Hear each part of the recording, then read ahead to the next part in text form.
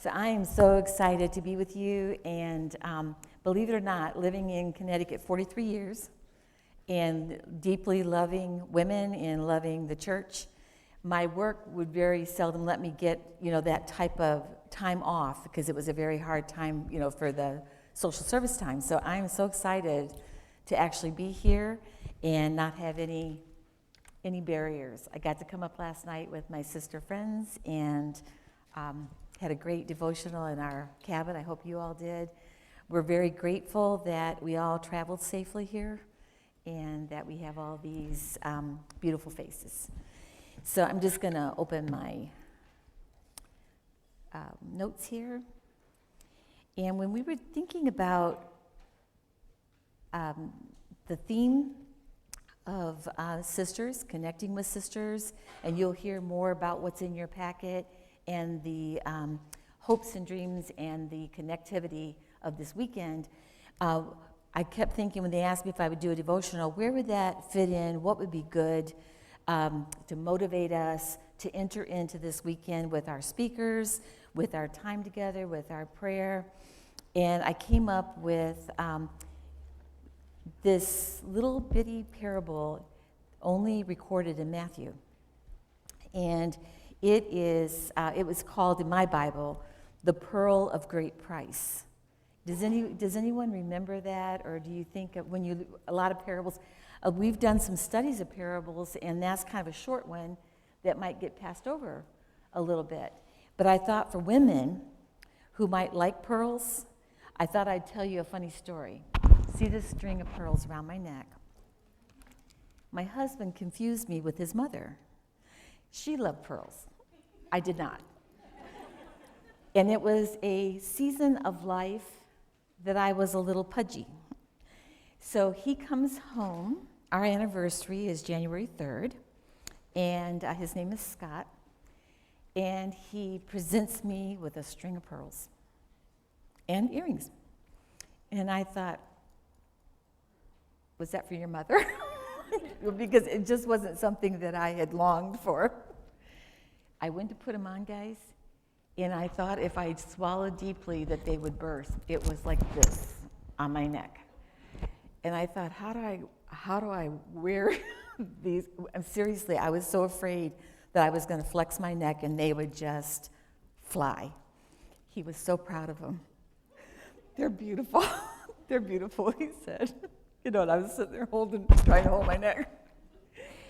So I kind of put them away, and I wore other things, and I got serious that year. I remember the year explicitly. It was 1988. Got serious, lost some weight, and our anniversary came around again, and I thought, he's going to want me to wear those pearls. So I went upstairs, put them on, and they fit like I thought, I'm not going to burst a pearl. So I was sitting in church, and he leaned over, and he goes, you wore your pearls. And I said, yeah. I said, you notice anything?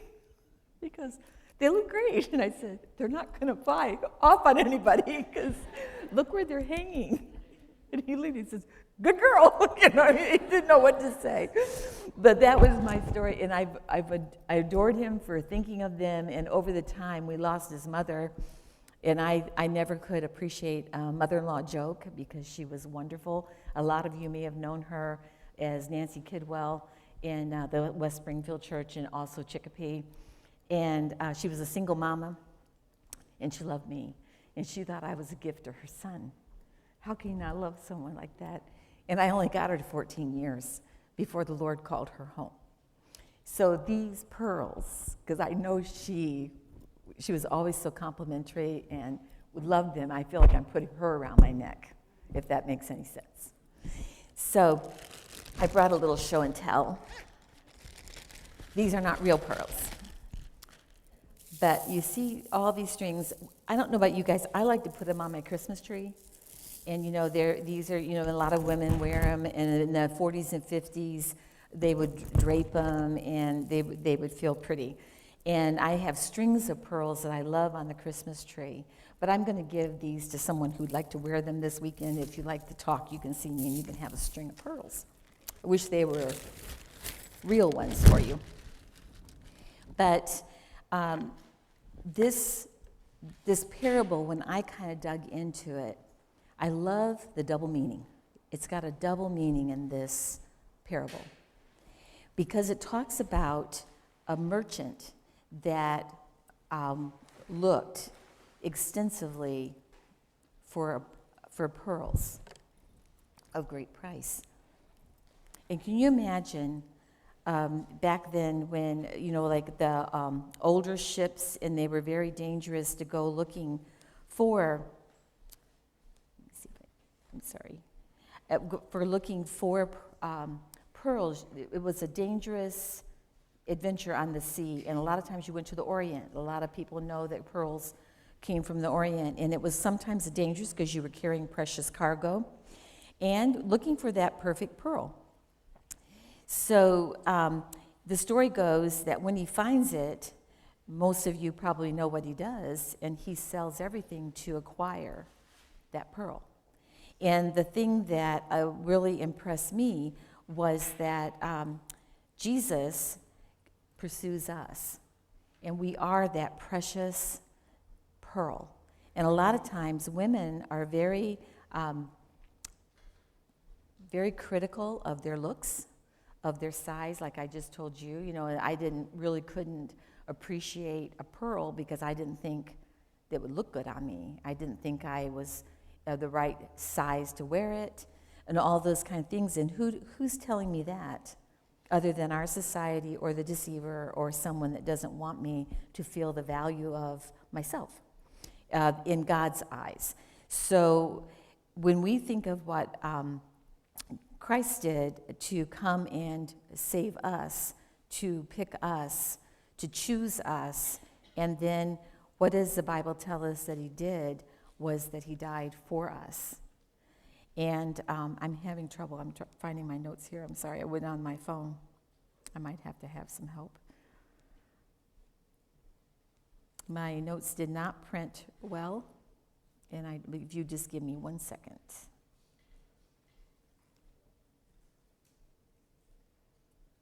I had them saved here. Notes.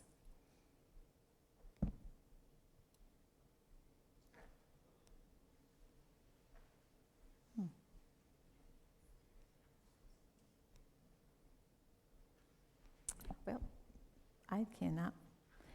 Joanna, can you help me while I'm doing this? I'm sorry. Might have gotten that lost. I'm looking for my notes on the pearl. Oh, there it is, right there. Thank you, baby. The young ones can see. Thank you, Joanna. I don't feel lost now. Thank you. I'll keep my hands off my microphone. So Jesus taught us using parables that had their very real meanings, right? And what was it said? They have heavenly stories with earthly meanings is a parable.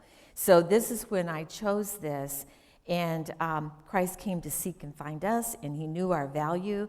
And when he did that, I can always imagine he and the Lord, God sitting, and for whatever spiritual warfare that they knew of, that he had to come and redeem us, to claim us, would mean his death. It's the only religion that I can find anywhere that God dies for his chosen. You'll find a lot of religions that you can die a martyr's death for a God, right? But Christianity is where God valued us to the point of death. So that is a great price because Christ carried that with him and knew what that would require of him, and he would have come for one of us, let alone all of us. And that just endears my heart. He was willing to give up everything. Can you imagine Christ coming into a physical, decaying body from a spiritual place that was so perfect? And yet he did it to buy us back, to redeem us, to give us an eternal life with he and his Father in heaven and the Holy Spirit. So one devotional writer was talking about the pearl of great price and asked the question, how deeply do we desire a relationship with God? Do we desire it to the degree that Christ desires us? Are we willing to give up what we know and are comfortable here in this life for a home with him. And only us, only we can decide whether we could do that or not. And a lot of you have probably had a lot of things in your life that have been hard for you, but have you sacrificed to the point of Christ's sacrifice for us? So when Christ finds that pearl in us, we find that pearl in him, and it requires something of both of us, right? We have to choose God. He's not going to make us. And Christ chose us, and no one made him. Did he have to stay on the cross? The Bible tells us he could have called 10,000 angels. You and I, if someone drug us out today and put us on a cross like that, we would die a similar death to Christ, but we couldn't take ourselves off. And Christ stayed there. And that always makes me pause. Do we recognize how much we mean to God? In John 3:16, you can probably quote it with me. God so loved the world that he gave up his own son. We can quote it together, can't we? And his hope was that none of us would perish. Okay, he first loved us. 1 John 4:19 says that God loved us first. So he already loved us before we ever will make the choice to love him. So the parable is about how much we mean to God and how much Christ should mean to us. And we're both on that journey to find the pearl, if you will, of great price. We are of great value to God, and it will cost us great value to follow God. You'll have to say no to a lot of things, people, places, whatever, in order to follow God. But if you love him like Christ loves us and God loves us, then that will be worth it, because is this place our home? We're just a traveling through. It's not our home. We know where we're headed.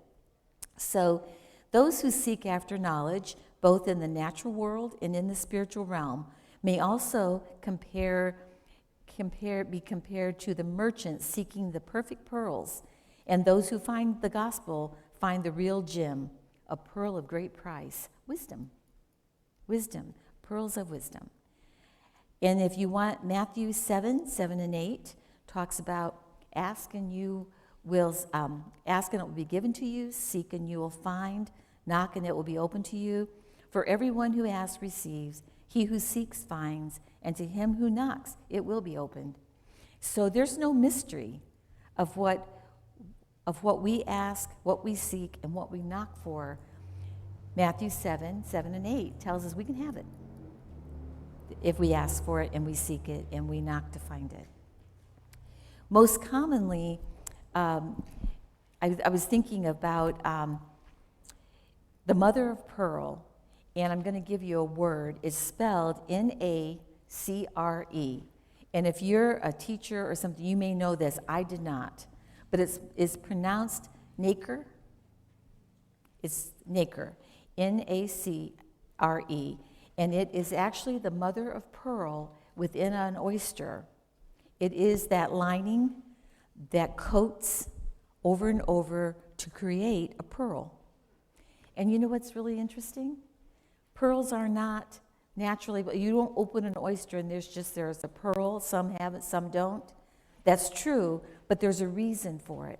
Did you know that something as small as a grain of sand has to enter between the mantle and that lining of the pearl in order for the pearl to release its nacre and coat that irritant over time to create the pearl? It has to have an irritant to do so.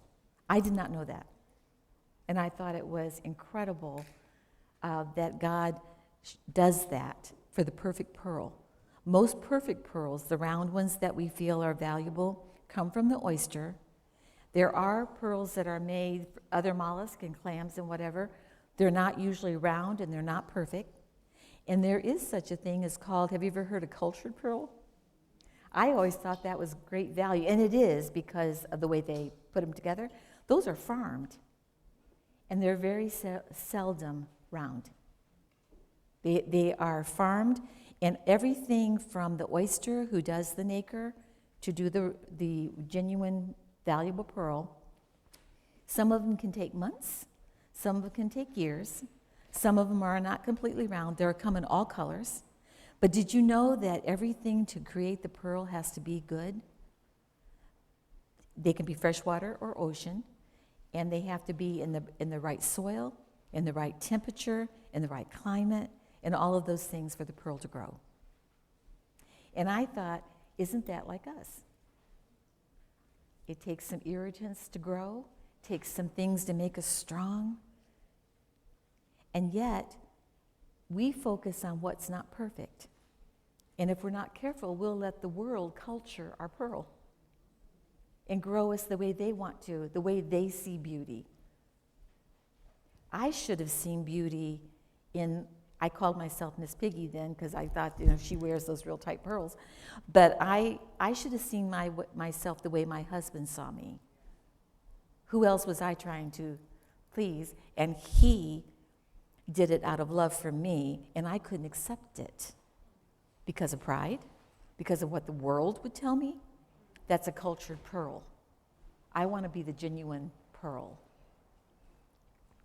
So pearls are a mineral. They're like a calcium fortification, and they must be cared for. And even though they feel strong, have you ever broke a string of pearls where they bounce and you can usually get them back on and have them restrung? They're pretty strong in our eyes, but they scratch very easily. And aren't we hurt very easily? And on the pearl, if you're not under a microscope to see, the scratches and the fine, you might not know that. The way they're polished has to take care that's usually in a salty solution. You would never rub them or make the scratches. So, sisters, when your sister's hurting or she's really screwed up, does she need you come in there rubbing her to polish her up? Or does she need some water to flow over her? Maybe your tears. To be with her and to comfort her. Think about the pearl who needs cleaning or needs a little scratch removed. Getting a chisel out and knocking that out, you're probably going to break the pearl or scratch it beyond compare. So be gentle with your sisters. So we talked about where pearls come from and the beauty they have. And then this is so crazy, it takes a master expert to string pearls. The reason they are so expensive, very few are the same size, and it takes an expert eye to put the pearls together in the right way so they'll lay right. And guess what kind of thread goes through a pearl? It's not yarn, it's not fishing wire, it's silk. Is there any finer fabric to go through something so small? And this was something I learned too, maybe you knew it. You have to knot a small knot between each pearl because it will scratch each other if it's not the knot in between each pearl, and it won't lay right. Think about church. If we're too close together without Christ as our knot, and what we should be personally, we'll rub each other the wrong way. We'll scratch each other.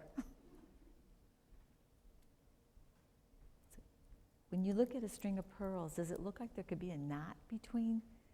It's not seen, but it holds them in place. They lay right, and they don't rub each other. They support one another.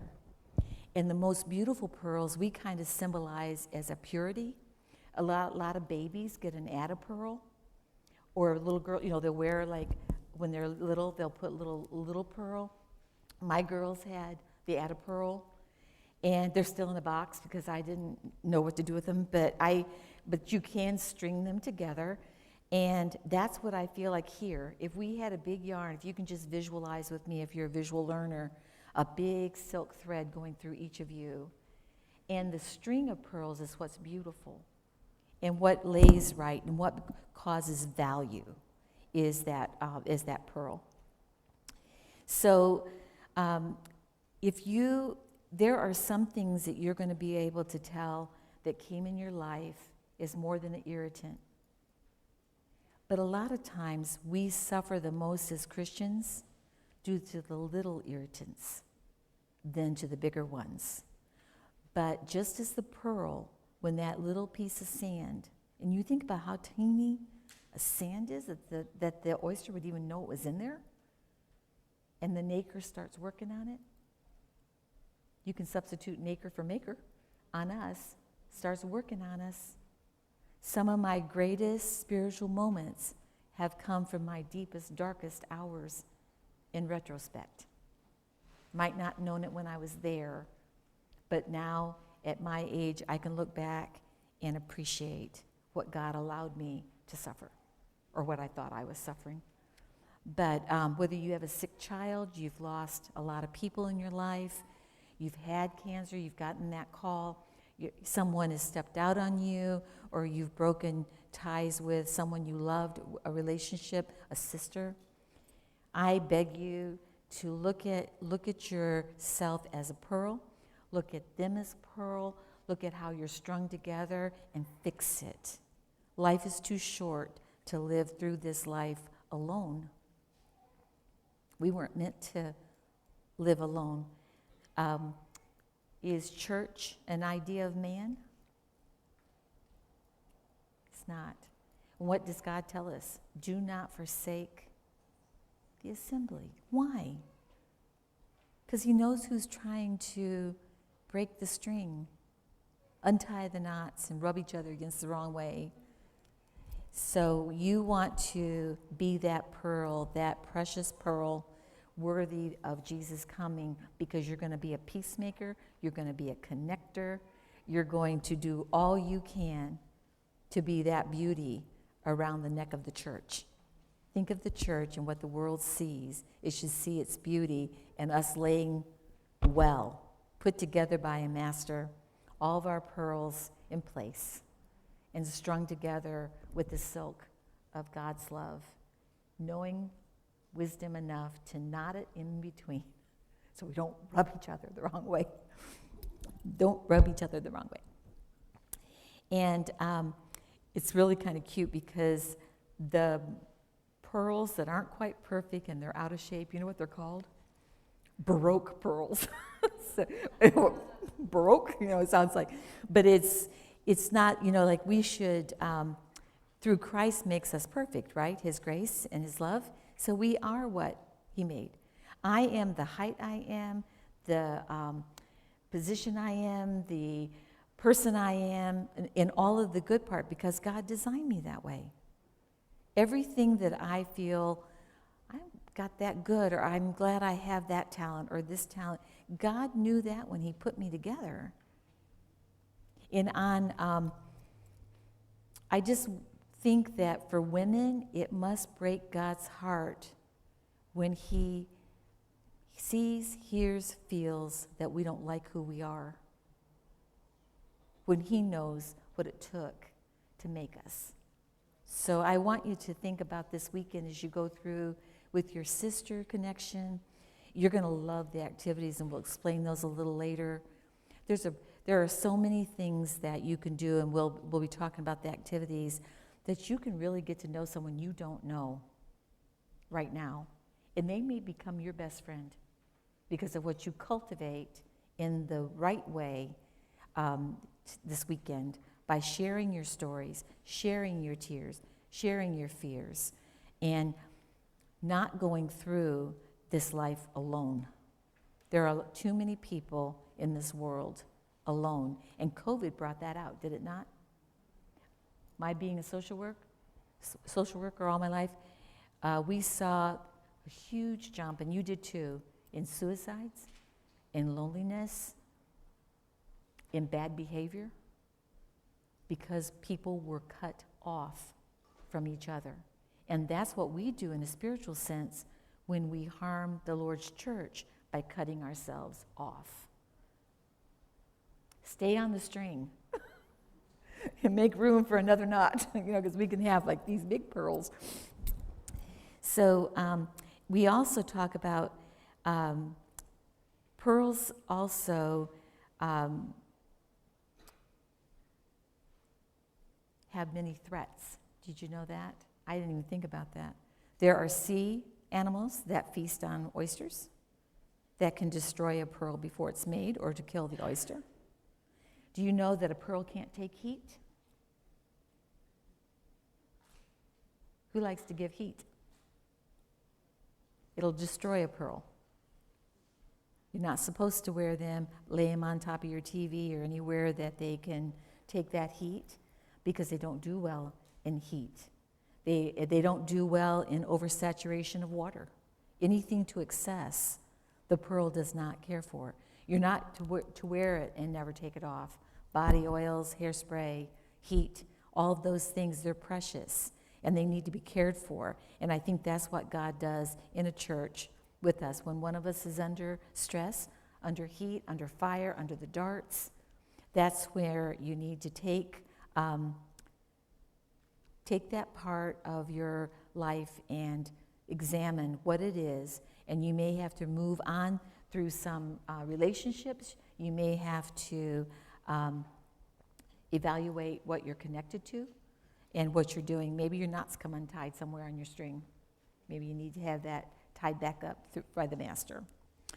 So depending on the type, we found depending on the type of the mollusk or the oyster, it depends on what type of person that we are. And I think that warrants the parable of Matthew 13. Another parable, but it talks about the good soil. So you've got to have all those things in order to develop well. And that's very true of the pearl that we're talking about, and it's very true of how the Word of God falls on our hearts, right?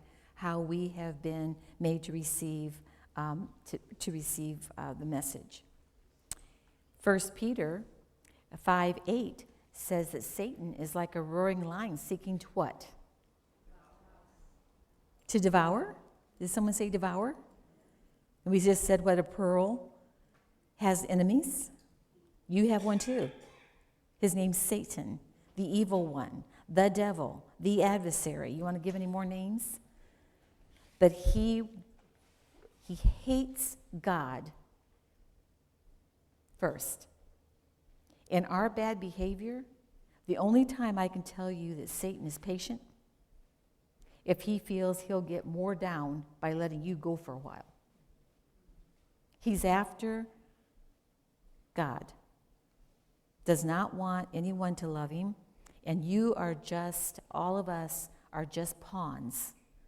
He doesn't really care who he hurts, when he hurts, how he hurts. He just wants us to hurt. Roaring lion.